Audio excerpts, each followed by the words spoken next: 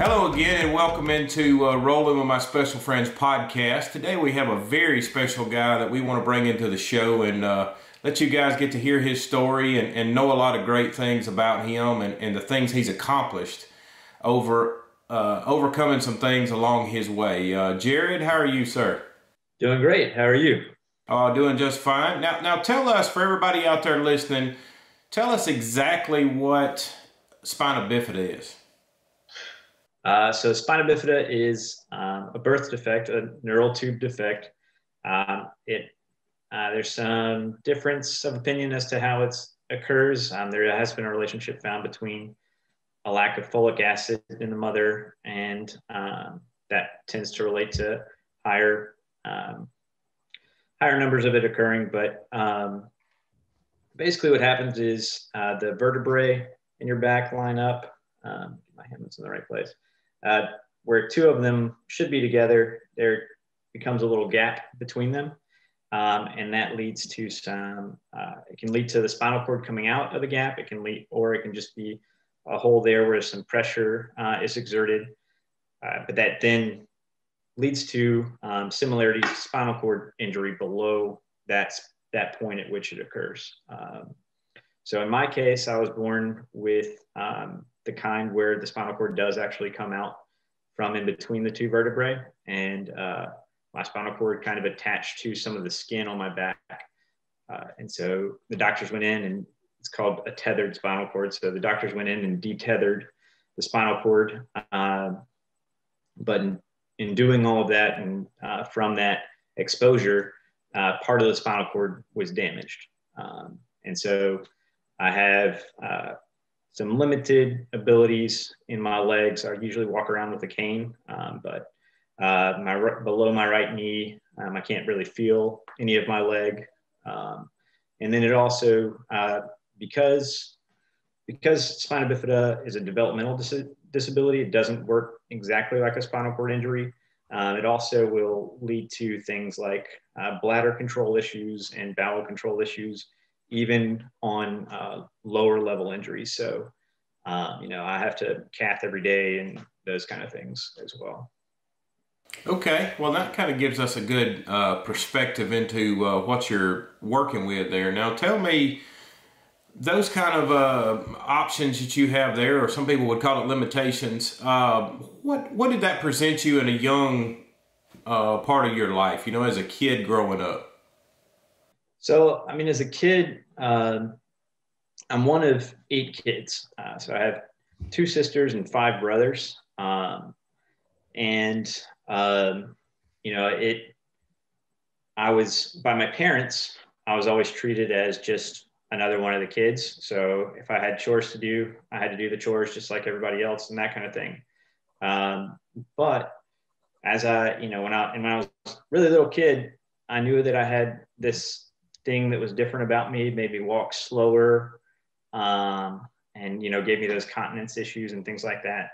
But as I got older, I started to understand more about, but like I walk different than everybody else, and I can't do some of the things that other people are doing. And so that challenge taught me to learn to get around it. So I would find it like, I love sports, wanted to play sports growing up with all my friends. And so, we go out in the backyard, I would be the all-time pitcher, all-time quarterback, or something like that. Like, it was always, I always felt like I had to be creative in ways to find, like you said, that opportunity. So there's a challenge. It's not a can't do anything. It's an opportunity to be creative. But that it also, I also did have to learn limitations. So as people get bigger, like the first time that my parents wouldn't let me do something was in 2nd grade. I wanted to play football. And my parents decided that was not a good idea because, so I have, like I said earlier, I have that exposure of the spinal cord area. So if that gets hit by somebody in a football game, then that could be that would have been really bad. I also have some different kidney issues, and so contact sport like that could have posed a problem. But other than that, growing up, I was always trying to figure out, just ways around any of the challenges that presented themselves. Now, I know I've talked to people in the past that have spinal bifida issue as well as spinal issues, and it seemed the sports world kind of opened up to them, and that tennis, basketball, a few people in some other adaptive activities. What did those same things open up for you? Did basketball, was that a thing for you? Yeah, so for me, I grew up in the Mobile area, in Mobile. And at that time, there was and there still is, the Mobile Patriots wheelchair basketball team. And so I kind of knew, my parents and I kind of knew about that. But it wasn't something that like youth individuals could do. But when I was about 13, the Lakeshore Foundation in Birmingham, they started a satellite program down in Mobile, where some of their people would come down to Mobile once a month on a Saturday, and we would, and they brought sports wheelchairs down with them. And so since I walk around, I had never used a wheelchair. My parents said wheelchair sports, and I was kind of like, well, I walk. I don't need a wheelchair to play sports. I play with my friends.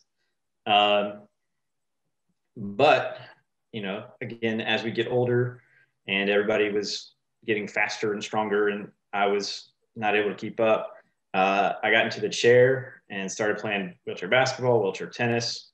And it just opened up a whole new level of athletics for me. So I was able to be, like one of the fast people on the court, or one of the players that could score and that kind of thing. So that getting into that once a month, I then wanted to be competitive. And so wheelchair tennis is actually what I first started playing. Traveled all over the country. When I was a senior in high school, I got to go to New Zealand to represent the U.S. And so I was pretty good and really enjoyed it. And as I was playing wheelchair tennis, my tennis coach, Miles Thompson, was also the basketball coach for the junior team at Lakeshore. And there was this team in Montgomery that needed a player for one tournament. And so I went, and I had some experience playing stand-up basketball and doing that satellite program with Lakeshore. And so I started playing. I jumped into the chair and started playing basketball that day. And Miles was kind of like, why didn't you tell me that you could play basketball? Because he was the coach at Lakeshore. And I was like, I just figured you knew already because I've been doing that stuff. And so he invited me to come play with that team. And so that's kind of how I got into the wheelchair basketball world. And that led me to playing in college and then starting the team at Auburn eventually too. Now tell us a little bit more. That's very intriguing to me. I'd love to hear about college basketball. What was that life like? So college wheelchair basketball is pretty much like stand-up college basketball as far as from the athlete perspective. We had, when I went to, so I was recruited out of that kind of like high school age league. I was playing for Lakeshore, and we would travel all over the U.S. to play games and stuff like that. And then in the summer, the colleges each have their camp where they bring the high school players in to get to train and to learn, but also as a recruiting tool. So I would go to the University of Illinois. I would go to the University of Wisconsin-Whitewater, University of Alabama, all these different camps throughout the summer, meet the coaches, talk with the coaches, and, and they would keep up with me throughout the season, throughout the school year, checking on my grades, doing all that kind of stuff. And eventually, I made my decision to go to the University of Wisconsin-Whitewater. And we had first semester, we would have practice at 6 a.m. So for about 2.5 hours. Then we would have we each had our own weight time, so 4 days a week. And then we would have scrimmage time in the afternoons at like 3 o'clock once everybody was done with class. So practice before classes started, workout sometime in the day, and then scrimmages in the afternoon. So lots of time playing basketball and lots of time working out. And then you had to maintain the same kind of GPA for like NCAA eligibility. Wheelchair basketball doesn't fall under the NCAA, but the division uses the NCAA requirements of the athletes. Yeah, that's what I was about to ask. It sounds like it's a very walks hand in hand as you describe it to me to the normal NCAA basketball. Now, when we say national champions, does that mean, is it followed the same? I know NCAA uses March Madness and all that. Is there like a 64 team tournament, an 8-team tournament? How do they qualify to be a national champion? So there are, when I was playing, there were about 8 programs. Okay. I think there are 12 now. Don't quote me on that number though. There's been more growth to the division, which is a really good thing. But so basically, you have your season from October to March. Okay. And different from stand-up because there's so few programs and everybody's kind of spread out across the country. We would go play a weekend. So we would travel down to Illinois and we'd play like 6 games in 2 days and then go back home. And then over the season, you do a bunch of those weekends. We would have about a 30 game season. Mm-hmm.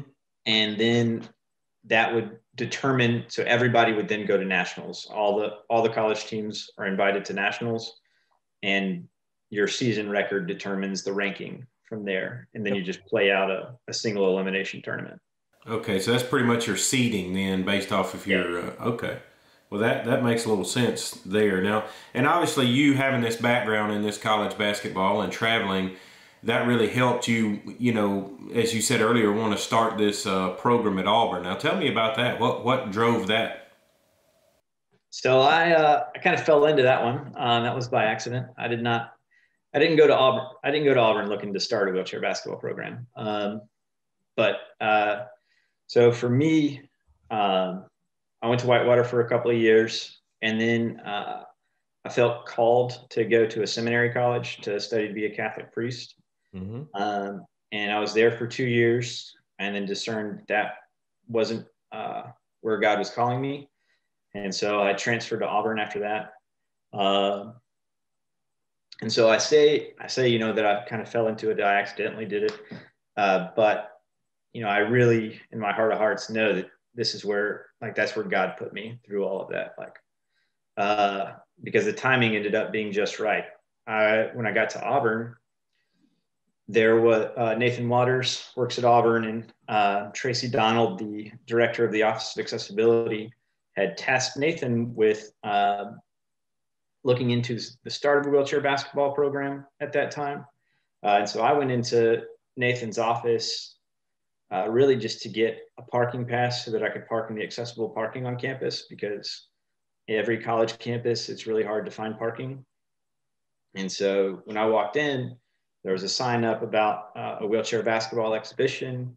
So I told Nathan that, I could help out with that or play in that if they needed it. And from there, he and I just started working together, turning every rock over that we could to find a penny to go towards chairs and space and all of that kind of stuff. Yeah, and that was one of the things I was going to ask. I know, like you said, you kind of fell into this thing, but obviously, no matter what it is, once you're in, you're in. Trying to look for the good words here. How accommodating was the university? Did they open up all doors and say, hey, use our facilities? No, they didn't. not right off. So the Office of Accessibility was very supportive. Obviously, they were the ones kind of driving to make it happen. And so that's kind of, so I guess the answer is yes and no. Universities, they're developed into their little departments, and different departments have their different things. And one of those things that each department has is certain spaces that it's allowed to use. So we had to work and be creative and collaborate with different departments in order to find the space. And so I finished my bachelor's degree shortly after I got to Auburn. And then I was doing graduate work in kinesiology. Mm-hmm. And the kinesiology department was very much in favor and open to helping out with the adapted sports stuff. Even before I was there, they had a weight room where there was somebody who had expertise in working with people with disabilities. 3 nights a week, people could come in and work out. And so kinesiology kind of already had this view of supporting adapted physical activity. And so when we went to them, they, were very accommodating, willing to work with us. They have different gym spaces that we could use and things like that. And so that partnership then actually led to the funding that we received. We started teaching an adapted sports class, and from that class, we could get some funds in order to run the program.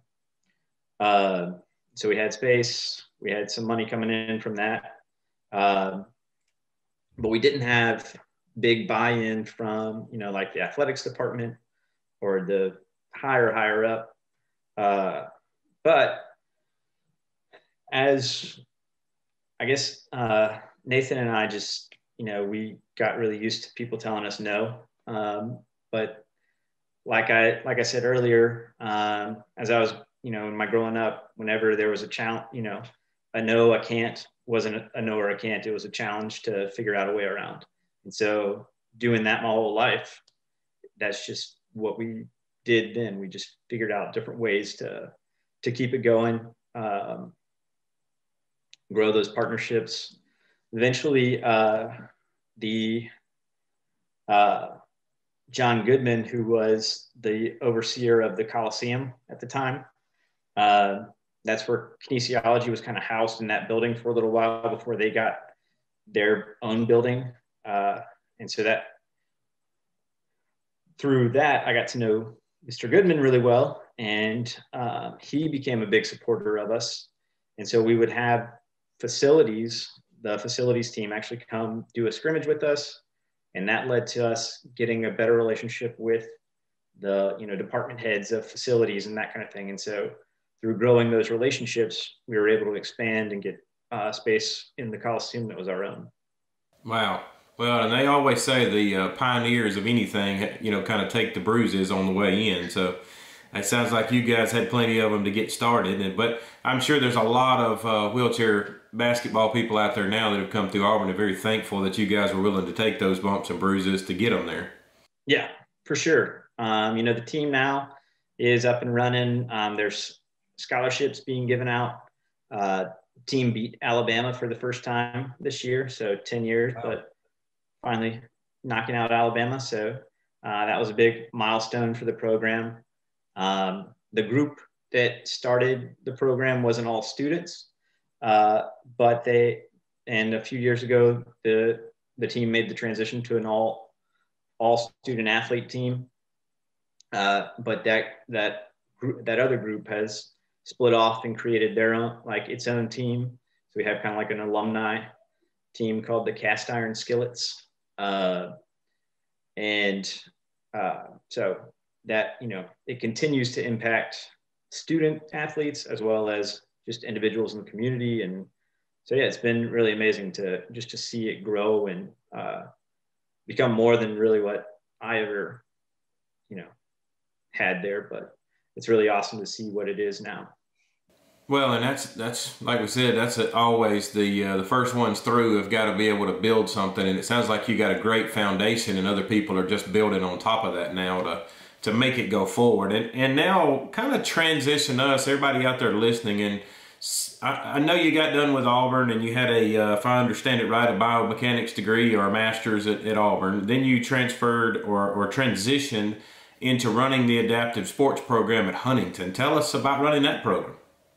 Yeah, so Huntington College runs a program called the Adapted Sport Network. And the program is for kids from ages 8 to 21 to play wheelchair sports. And it's a grant funded through the Alabama Commission for Higher Education. And so as I was finishing up my graduate studies, I got to know the executive director, Dr. Lisa Dorman, and she invited me to come work at Huntington to both teach some of their exercise science classes and also run the program. And so in that, I got to, kind of pay it forward. So I grew up with lots of great mentors, people with disabilities who played adapted sports and, mentored us younger people as we were growing and developing, going on those different basketball trips. Somebody would do something and be like, well, why'd you do it that way? And they would explain, how it is more efficient, or give me a different idea about a way around a disability issue that I was having. And so by participating in that, I got to learn those things. And then running that program, I got to pass those lessons on. I got to and just work with kids with disabilities and let them enjoy the thrill of sport and the agony of training, and all, put them through the ringer and help them to realize that, this stuff, it's hard to work out, it's hard to train, but see the benefits that come out of that. And also, develop that team mentality that a lot of times kids with disabilities, they miss out on the opportunity to be a part of a team, and they don't learn those lessons that teamwork, that sports teams bring. So I really loved doing that and investing in those kids. And I still keep up with a lot of those families, and actually play with two of them now on that Auburn team.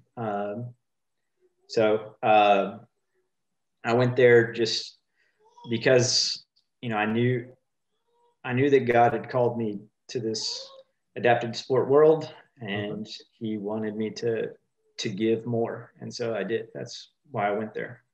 Wow. Well, so you really got a good background in not only developing that program at Auburn, but now helping with other adaptive sports programs to really get, kids and adults kind of thinking about other things they can do and being motivated to see other people and really even see yourself. You're kind of, a motivational guy in yourself, just to watch all the different things you've done along the way, and other people, hopefully, that are listening to this can see, how much you've done over the way. Now, I also understand in what I'm reading and knowing about you is you've also become a professor at Alabama State. So tell us, for some of those people out there that are, listening, you did that adaptive side, you're teaching people how to be physically active, but maybe there's some of them that don't want to be physically active. How does somebody out there with a special need or disability get into the professor world? Again, being ready to overcome challenges. So my degree is in biomechanics. So when I was at Auburn, I was studying all of that while also running that program.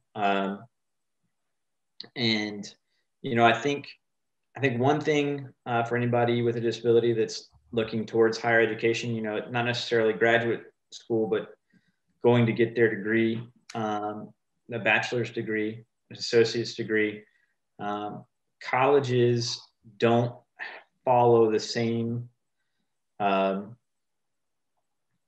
protocols as our high schools and grade schools do, as far as IEPs, 504 plans, those kind of things.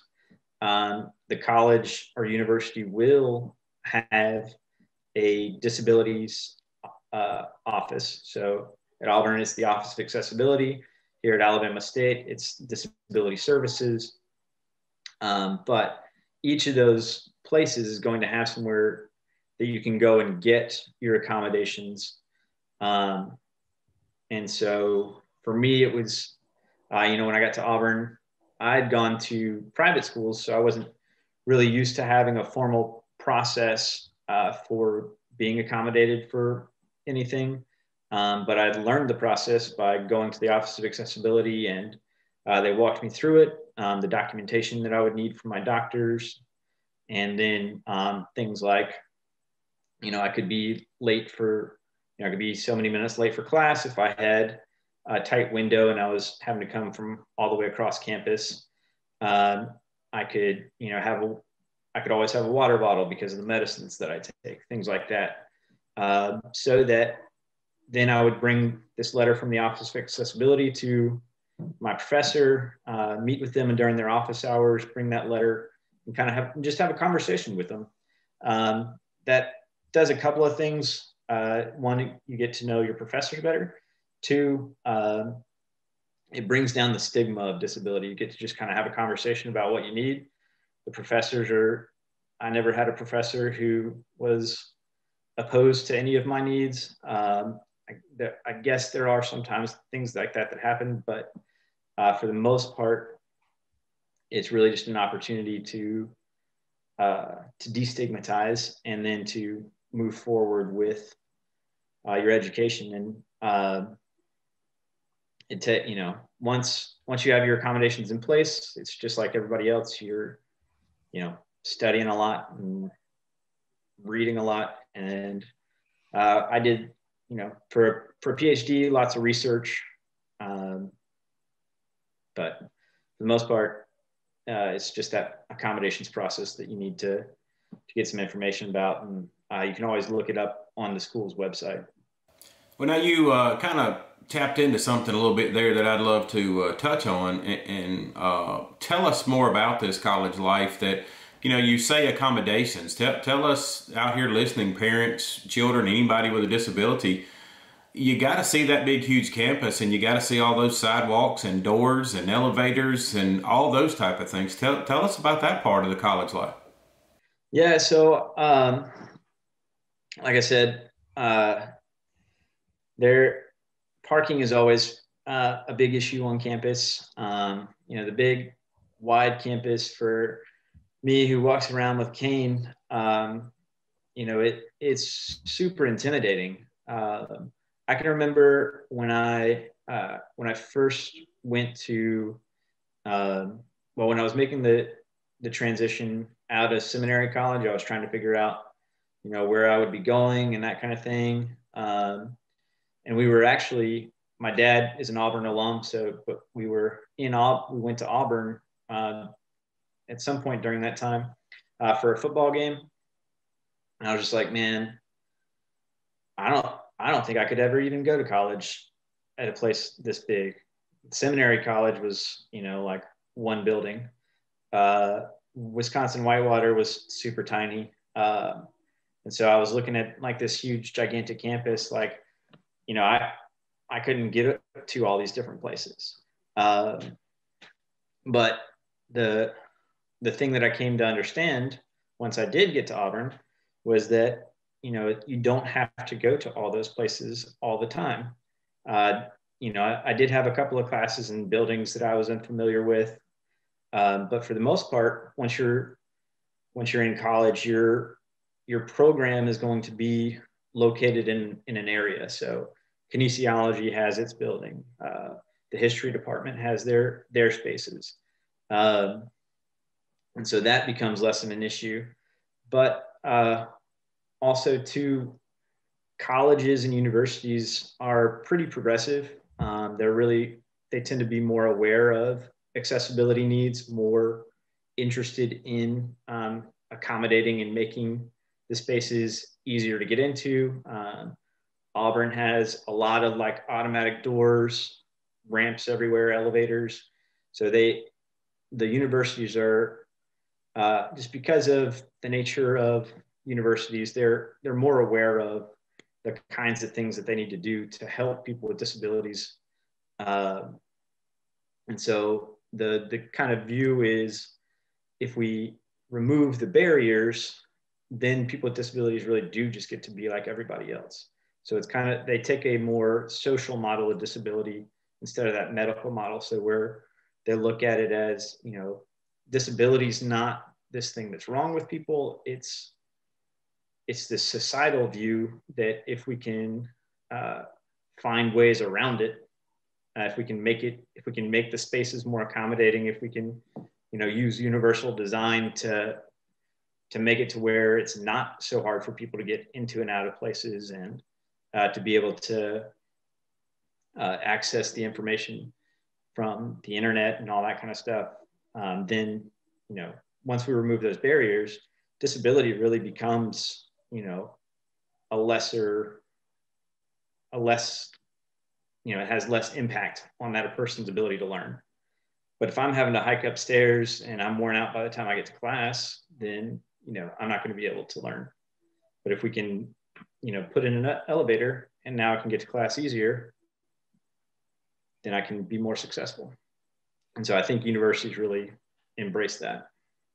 Well, and that's a good thing. I think that from what I'm understanding, then, even though when you were there and you first saw Auburn University and saw that big, huge campus, it was intimidating in the first thought. But after you got your feet wet and got in there and started working, you realized that college was a doable thing. So it sounds like for a lot of people out there listening, and parents as well, that maybe do encourage your kids that are coming up with a disability, that they can go do those things just because of the example you've already said. It's an obtainable goal. You just got to be willing to take a little effort and get into looking into the things that are out there, and as you said, the accommodations that are available, because almost every university now, from small college to big, is making accommodations.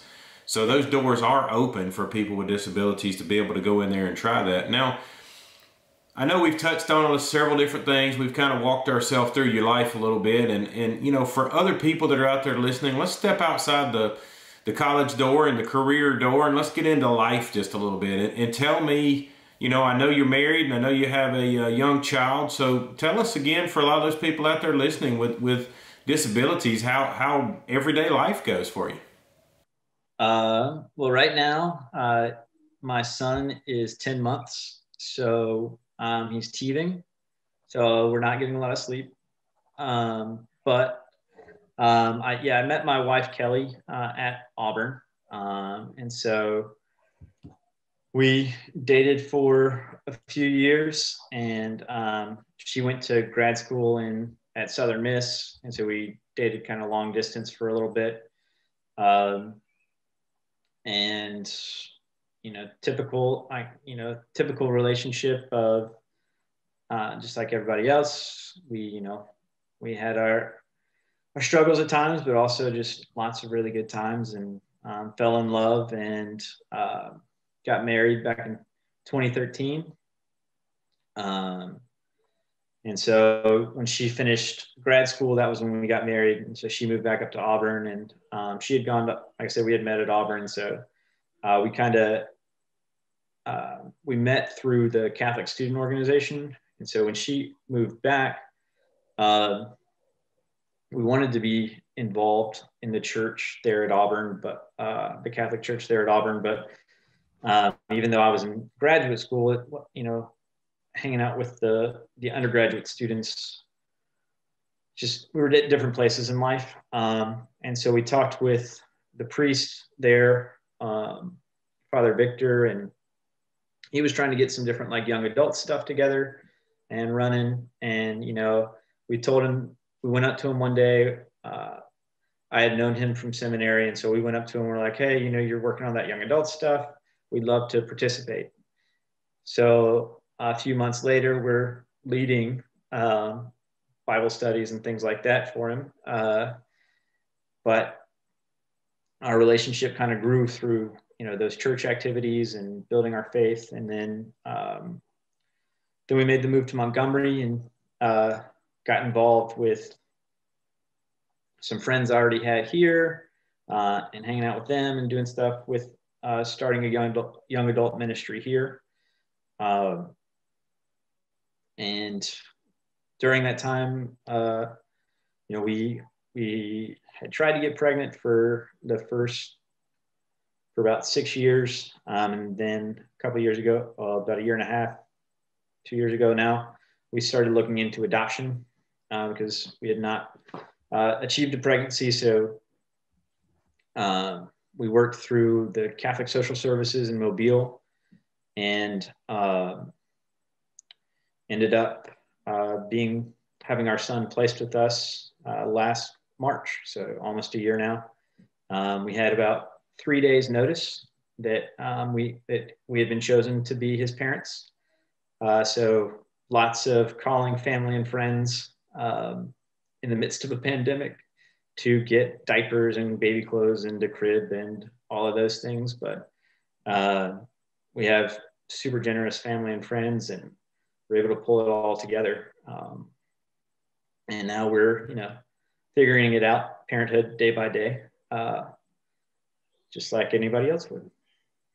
Well, and that's pretty cool in itself. Now, I know there's a lot of people as well that listen to these podcasts that want to know about that adoption process. There's a lot of people with disabilities out there that do have struggles in the pregnancy department, but there's a lot of different ways out there, from the medical ways, the IVFs, and the other things that go on medically to be able to do. But that adoption process is also out there. So do you feel like, for people listening, is that an attainable process for everybody? Did you just get lucky and hit a home run and like, oh gosh, we're lucky and here he is? Or is that obtainable? Are there reachable goals out there? Are there programs they can get involved? It's attainable for sure. Each program kind of has different ways that they match parents to child and that kind of thing. And it depends on how old of a child you're willing to take and all these different kind of things. For us, we really wanted to, our first child to have as an infant. So we wanted to have an infant placed with us, just to kind of get the full lifelong experience. And that's just kind of like what we felt called to. So part of it is like a discernment process. The way Catholic Social Services worked was we made a family book about ourselves that then Catholic Social Services takes to potential biological, so mothers who are planning on giving their child up for adoption. They look through these profile books at Catholic Social Services, and then they get to pick which family they want their child placed with. And so for me, that raised a lot of concerns because my thought was, people are going to look at that book, they're going to see that I have a disability, and then they're going to be afraid to let their child be raised by somebody with a disability.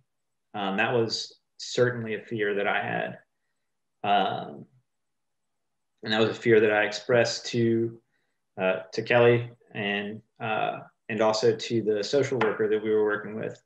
And when I did, the social worker, when I said, well, should I put the wheelchair basketball stuff in there? I'm kind of worried about the disability. And she was like, yeah, you should put it in there. Like that. I don't think that's going to be a problem at all for anybody. The people, I think it's kind of an older mentality, the generation that's coming up right now, disability is more normalized too. I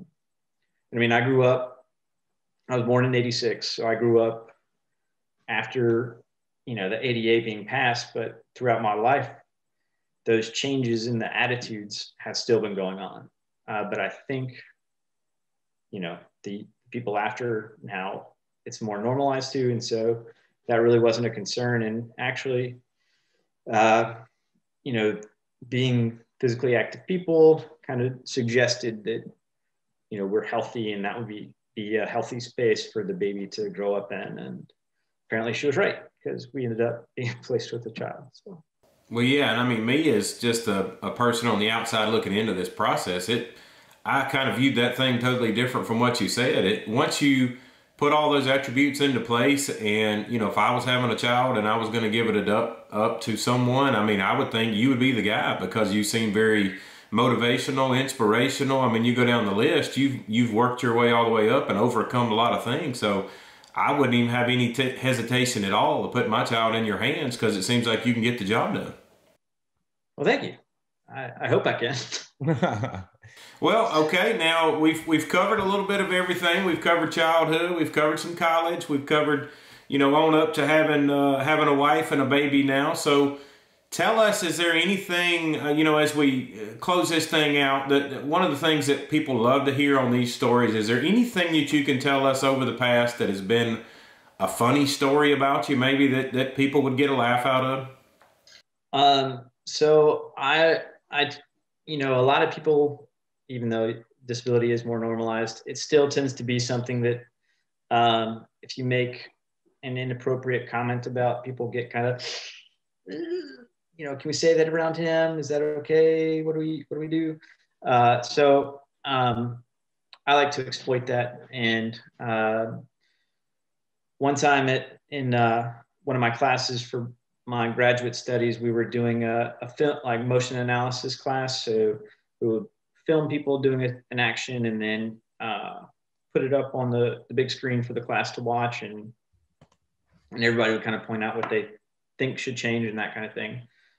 So I, in this particular class, I always just sat in the back right next to the door. And Dr. Weimer, who was my graduate advisor, so the kind of like my graduate mentor, she's teaching the class, and my group, we videoed me doing a wheelchair basketball shot. And so we did our little spiel about it, and then it was like opened up for the class to discuss. And so I went back to my seat, and everybody's kind of, this was my first semester of graduate school, so people didn't really know me yet, and everybody was kind of didn't know what to say about the guy sitting in the wheelchair. And so Dr. Weimer is kind of facing the screen and asks the class, well, what could he do better? And so it's pretty quiet. Nobody's saying anything. So I said, he should jump.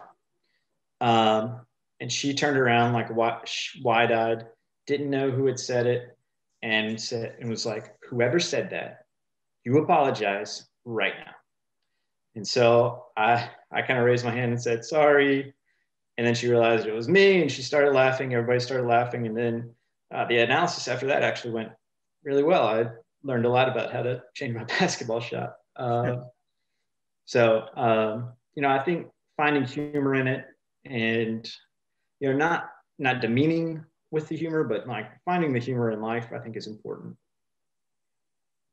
Well, and that's most definitely a great attribute to have. A lot of people, as you say, they really cringe when they see somebody and they're like, oh gosh, can I say he's in a wheelchair? Can I say he's got a special need? Can I, everybody worries about what to say. And I think it's a lot of times, from listening of different people over the years, it's exactly the opposite. Everybody wants to be treated as normal as can be. We want to laugh and joke because we do like to make fun at things, and we do like to have fun in life. And that's one of the things I think is missing every day, is people just miss having fun. Because in my book, you're only going to get to go around this world one time, so you might as well have fun while you're going. That's right. And just to kind of add on to that point, there's a lot of times where parents have their kids and they'll see me walking around, and the parents get really worried about the kid watching me or asking me any kind of question. And, I think me as an advocate for disability, it's my responsibility to be open to that child who's just curious, now it's the parent's responsibility to not like shuffle the kid away. But I think that, just because of the nature of disability and those attitudes, I think that we do have a responsibility to be open, at least to answering those questions when the kid comes up and says, why do you have a cane? Why do your legs look funny, or whatever? It's a little kid just asking a question, I think. Oh yeah. Yeah, no, I understand where you're coming from on that. All right, now to wrap this thing up and really, as our signature question, as we like to say, and bring this thing home for everybody, when everything's over and the last day for you has come and people look back on your life and we get to read the book of Jared, what do you hope that they read? What do you hope that your life has brought to the rest of the world? Well, I mean, the faith is the center of my life. And so I hope that what the book of Jared has to say is, that in these different things that I've done, in these different relationships that I've had, that I've, lived out the call that God gave me. And so, whether it's in my marriage, that I take that, it's a sacred bond that I am growing in and helping my wife to grow. So hopefully part of it is that it says that I got my wife to heaven, because that's my role there, and help my son get to heaven. And then all this disability work that, not that I did these great things, but that, like the parable of the talents. When I think of that kind of question, I always think of the parable of the talents, and, what God gave me, I did the most that I could do with it.